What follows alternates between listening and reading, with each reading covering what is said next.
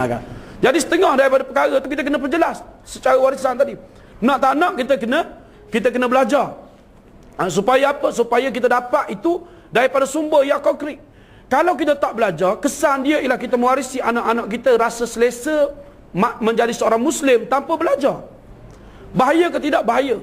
Kerana apa? Kerana musuh-musuh Islam sepanjang zaman mengintai untuk menjauhkan mereka daripada Al-Quran. Kalau mereka tak belajar Al-Quran, tak belajar hukum yang keluar daripada Quran, pengajaran daripada Al-Quran, panduan daripada Al-Quran, musuh-musuh Islam daripada zaman dulu sampai zaman sekarang berusaha untuk menjauhkan mereka daripada Al-Quran. Sama ada secara berdepan terang-terangan sebagai musuh. Zaman Nabi dulu, Musailamatul Kadzdzab buat ayat Quran lain, reka pula wahyu. Kan? Wahyu tentang difda. Kan? Apa dia? Wa ma adraka ma difda. Kebenaran ayat dia. Kan? Apa dia? Difda ni katok. Cerita pasal katok di Quran, dia cerita pasal gajah. Kan? Seronok cerita pasal gajah, dia nak cerita pasal katok. Dah sastranya tak sedap, cerita pun tak best. Kan? Tapi nak paksa orang supaya nak rosakkan orang Islam daripada petunjuk wahyu yang ditinggalkan oleh Allah. Ada juga di kalangan orang Islam sendiri. Kan? Dalam sepanjang sejarah ada musuh yang serang daripada luar. Sebagaimana musuh-musuh daripada kalangan Quraisy, kafir Quraisy, yang sekat orang jangan dengar wahyu. Sekat orang jangan dengar Muhammad ni ahli sihir. Mereka jauhkan umat daripada manusia zaman itu daripada dekat dengan Nabi. Tak cukup dengan itu, ada yang datang dalam rupa Islam. Kan? Memakai kulit Islam, kemudian sebab apa? Sebab mereka tahu kalau mari daripada musuh luar, maka ramai orang boleh tolak. Ramai orang kata jangan dekat ni golongan nak merosakkan Islam. Tapi kalau mari dengan topeng Islam, mungkin ada orang Islam yang akan terpedaya. Kita tengok zaman Abu Bakar sebagai contoh. Ada golongan yang diisytiharkan riddah oleh Abu Bakar. Walaupun para sahabat pada peringkat awal berselisih. Kenapa berselisih? Kerana mereka bertopengkan dengan topeng Al-Quran juga. Mereka tolak zakat, bukan mereka menolak hukum zakat. Mereka tak tolak Al-Quran, tapi mereka tafsir Al-Quran itu dengan cara yang mengelirukan. Mereka kata Allah berfirman tentang bab zakat ni, akan khudh min amwalihim sadaqatan tutahhiruhum wa tuzakkihim biha wa salli alaihim inna salataka sakanun lahum. Ambillah daripada harta mereka sedekah ai az-zakah untuk menyucikan dan membersihkan mereka. Kemudian kamu wahai Muhammad, salli itu menuju kepada Nabi Muhammad, dia kata. Dan kamu doalah kepada mereka. Wa salli alaihim. Sesungguhnya doa kamu itu akan menenangkan mereka. Maka dia kata ayat ini dulunya Allah suruh kita bayar zakat dan Nabi akan doakan untuk kita. Mereka tukar tafsir. Mereka kata ayat itu ditujukan dengan suruhan Nabi berdoa. Sekarang Nabi dah tak ada. Maka bila Nabi dah tak ada, maka tidak lagi wajib zakat itu dibayar. Akhirnya mereka enggan membayar zakat. Kepada sahabat keliru, mereka ni riddah ke tidak?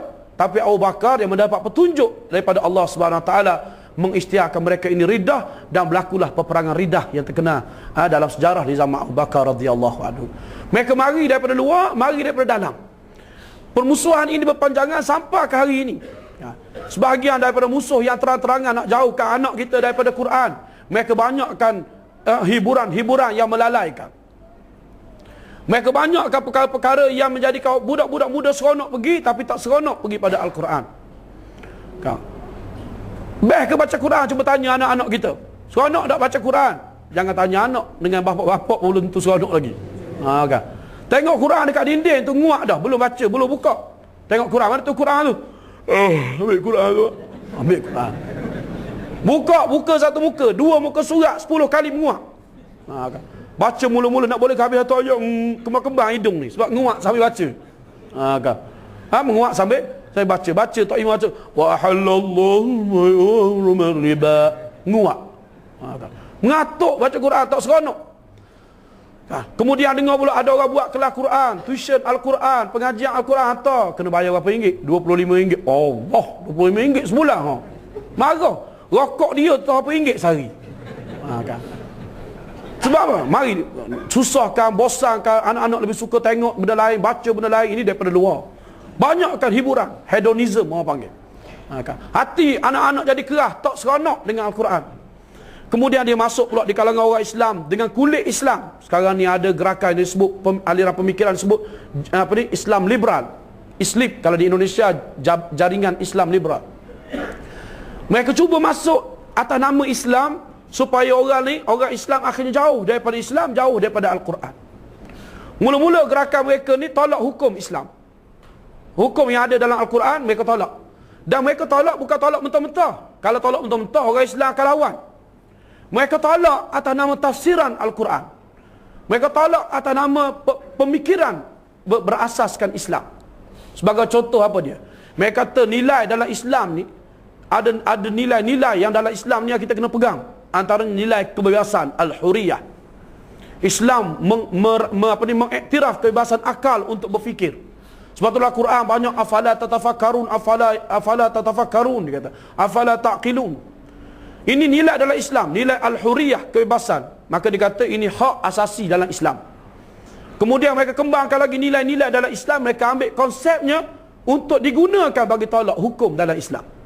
Saya beri contoh, kan, atas nama keadilan atau kesamarataan, mereka perbesarkan hukum-hukum yang berkait dengan gender contohnya.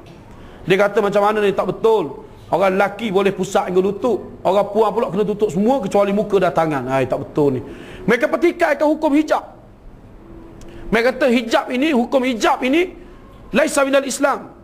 Asalnya dahulu ni sebab pada pasir, orang Arab pada pasir memanglah berdebu. Rambut dia berdebu kena pasir, ketiak lekat pasir. Sebab itulah kena tutup.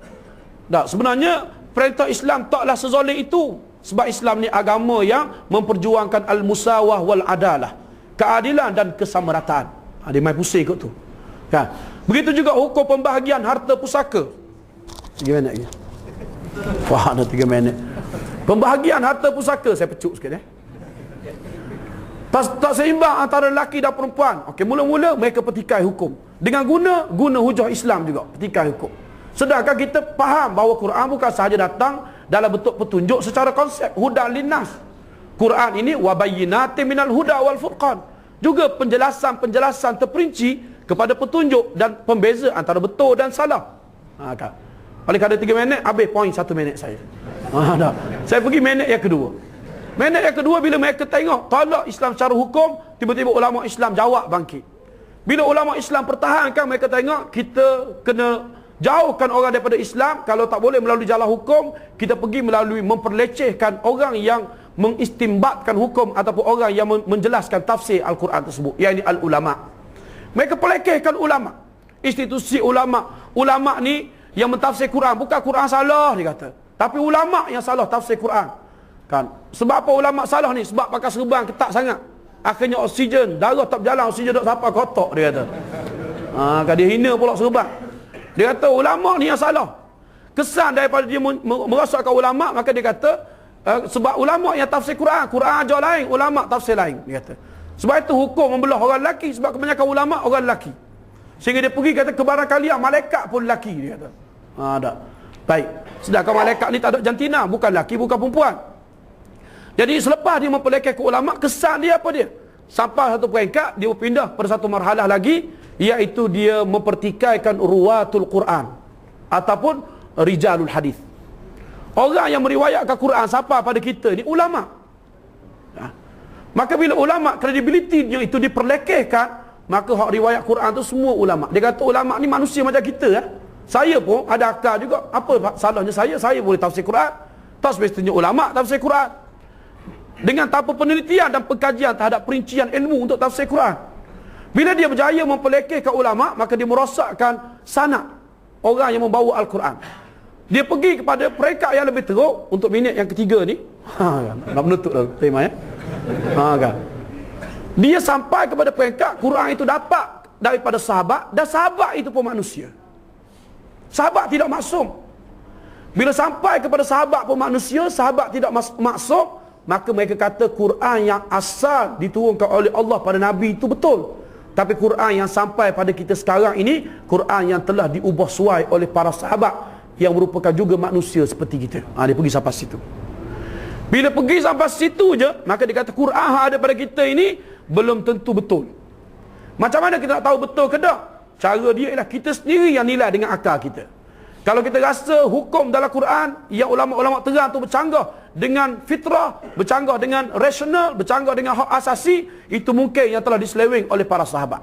Yang tepat dengan fitrah, tepat dengan hak asasi kita, tepat dengan logik kita, itu mungkin yang sebenar yang Tuhan turun pada Nabi Muhammad sallallahu alaihi wasallam. Ini saya sebut bagaimana cabaran yang kemudiannya tersebar di kalangan masyarakat kita sekarang ni. Sama ada dalam bentuk pertubuhan seperti Sisters in Islam, seperti IRF, ataupun secara tidak langsung kadang-kadang berlega di kalangan pemimpin masyarakat umat Islam yang bercakap dengan nada mempelekehkan hukum, mempertikaikan ulama dan sebagainya. Jadi penting pada kita. Kenapa? Kerana tanpa Quran kita sesat hidup dekat dunia dan tak selamat hari akhirat. Untuk tidak sesat dan selamat, kita kena membudayakan anak kita dengan Quran. Jadikan kecintaan dia ialah Al-Quran. Jadikan lagunya adalah Al-Quran, minatnya adalah Al-Quran, dan hidup kita ialah Al-Quran. Habis 3 minit masa yang diberikan.